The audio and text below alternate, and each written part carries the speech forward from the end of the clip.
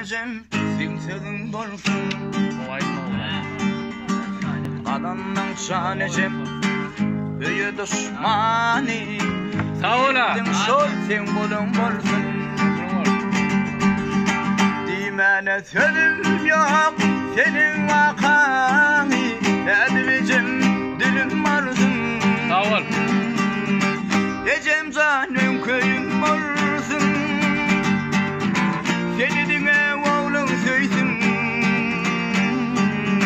alan gelin dönün gelin tutan toyun borsun oyun Ecem canım köyün varsın